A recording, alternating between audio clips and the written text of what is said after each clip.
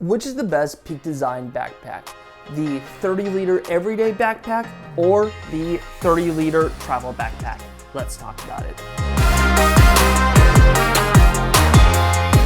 On today's episode of the log, we are discussing which is the best Peak Design backpack.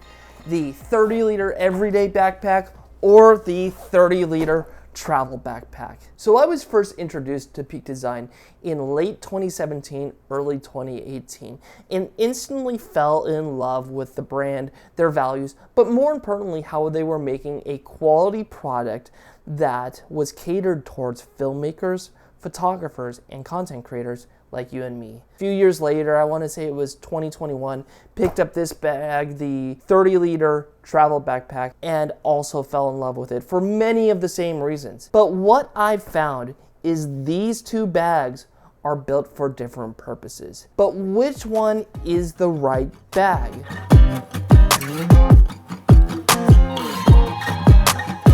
So to start, let's talk about the Peak Design Everyday Backpack, and it is appropriately named.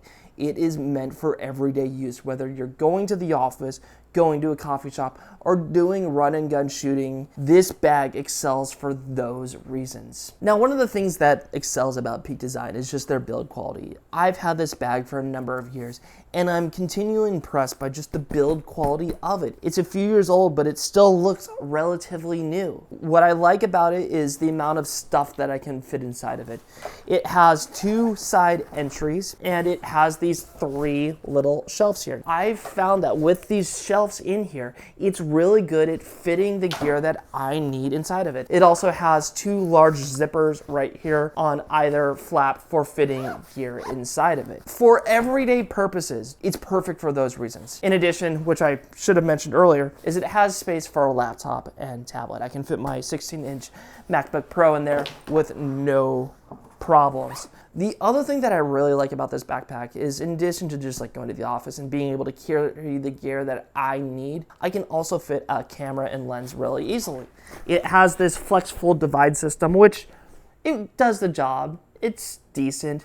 But at the end of the day, I don't think it's that good of a camera bag. I don't think it meets the needs that I've found that I want when using a camera bag. What I've found from a personal use standpoint is I find it a little difficult to work with the shelves that are built into this backpack. What I found when working with this backpack is it's a little tricky. If I'm putting my A7 IV there along with the 24-70 and maybe a 50 millimeter, that's that entire shelf. Quickly used. And then I have my Bose headphones and other pieces of peripheral that I want to fit in this backpack. When traveling, it can fit, but it is tight even for the 30-liter backpack like I have here. And this is the largest size they have of the everyday backpack. So when it comes to a traditional camera bag, I've found that this does not fit the needs that I want when I'm looking for a backpack.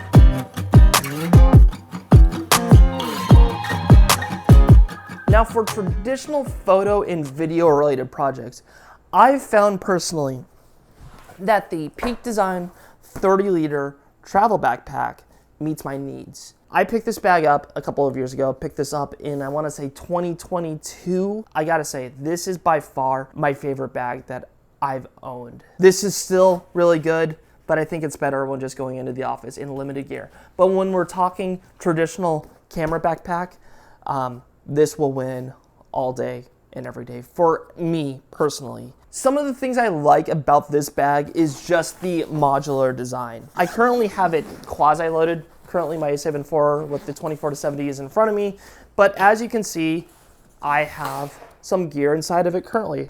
I have my travel pouch, and then I have this medium camera cube. They have different sizes of this that will fit inside, which are very good. When it comes to a traditional camera backpack, this is fantastic. This is great because I feel like I'm not cramming a ton of gear inside of this bag. When it comes to this bag here, I think it gets loaded out a little quickly, but this feels very familiar to me, especially when you include the medium camera cube. I don't feel like I'm cramming a ton of gear in here, and when I'm going to a local studio or if I'm just traveling to say back home to my hometown in Washington State, this all will carry my gear comfortably and I don't feel like anything's gonna get damaged. The other thing that really surprised me about this camera here is just the straps. The straps I thought were a little flimsy when I first got the camera, but after taking it to the Long Beach Grand Prix, they're actually relatively comfortable. And I also learned this on a trip I took to Italy back in October. The straps were very comfortable for long periods of time. It did better than I expected for very basic seeming straps. Another major selling point about this bag here is just how discreet it is. At the end of the day, when I'm traveling with camera gear, I don't want to make it seem like I have a ton of camera gear on my back. I don't want it to be a walking billboard, say, hey, rob me, pickpocket me. Not ideal, especially in a foreign country. So this bag here is discreet. It's not gonna bring a lot of attention to itself, and that's the thing I like about the bag is you're not really gonna tell that it's full of thousands of dollars worth of camera gear. It's discreet and you're not gonna notice it. Now, one of the things I dislike about this bag here is just the limited storage options. It's just a open vessel where you can just throw a bunch of gear inside of it. There's like a couple little pockets here and there, but to be honest, it's rather limited. I would have loved to have more pockets that I could access. This medium camera cube is blocking a lot of the pockets, so you really don't get the usage of them that you would on a normal camera bag. I feel like that is a design flaw that needs to be fixed to have better pockets that are accessible with a cube clipped into the bag. That's something that can definitely be worked on in the future. And then there's also a pocket up here for quick, easy access. I also found these side pockets incredibly small. It's impossible to fit anything of size or scale in it. I know that I like to carry a 32-ounce hydro flask. It will not fit in this pocket here, and as a result, I had to go to a smaller hydro flask, which doesn't make that much sense, especially when you're marketing this as a travel backpack that's supposed to be out there in the world. It makes no sense to have a backpack that is labeled as such, but you're not able to carry something as basic as water. So at the end of the day, which is the best camera backpack? Is it the everyday 30-liter or is it the 30-liter travel backpack? When it comes to everyday use, I found that this bag excels. It also fits very well with the name, everyday backpack.